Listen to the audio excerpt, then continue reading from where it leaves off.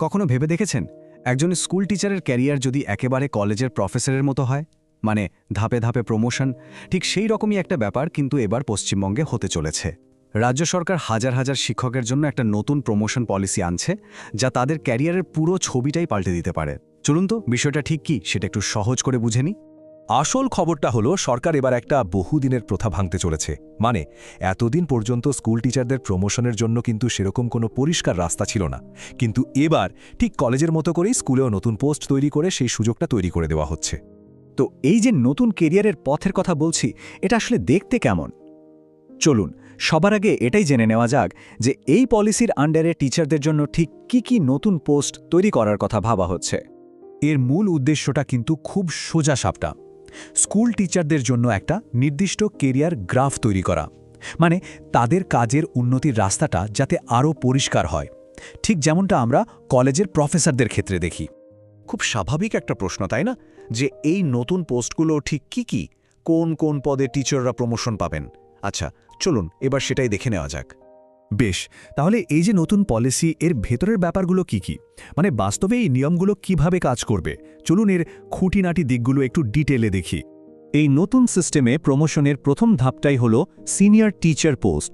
এটাই হবে টিচারদের জন্য প্রমোশনের প্রথম সিঁড়ি। আর তার ঠিক পরের ধাপটা, মানে আরও সিনিয়র লেভেলের যে পোস্ট, সেটার নাম হলো অ্যাসোসিয়েট টিচার। বুঝতেই পারছেন, এই পোস্টটা আরও অভিজ্ঞ আর দক্ষ টিচারদের জন্য, অনেকটা কলেজের অ্যাসোসিয়েট প্রফেসর পোস্টের মতো। কিন্তু আসল প্রশ্ন তো অন্য জায়গায়। এই যে প্রমোশন, এটা ঠিক কিসের ভিত্তিতে হবে? মানে কোন কোন জিনিস দেখে ঠিক করা হবে যে একজন টিচার এই নতুন পোস্টগুলোর জন্য যোগ্য কিনা? দেখুন, শিক্ষা দপ্তর যে কমিটিটা তৈরি করেছে তারা কিন্তু বেশ কয়েকটা জিনিস খতিয়ে দেখবে। যেমন ধরুন, টিচারের ওভারঅল পারফরম্যান্স কেমন, ক্লাসে উনি কেমন পড়াচ্ছেন, আলাদা করে লেসন নোট তৈরি করছেন কিনা, এমনকি ওনার কোনো রিসার্চ পেপার পাবলিশ হয়েছে কিনা, এই সব কিছুই কিন্তু অ্যাসেসমেন্টের মধ্যে পড়বে।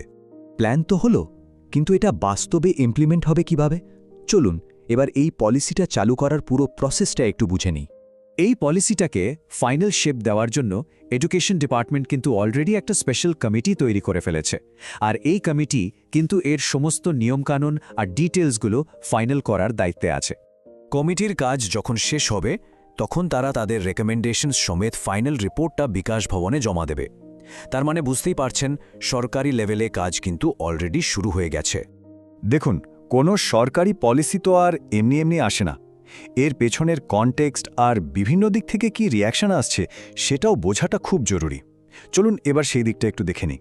এই যে ঘোষণাটা হলো, এর টাইমিং নিয়ে কিন্তু প্রশ্ন উঠছে।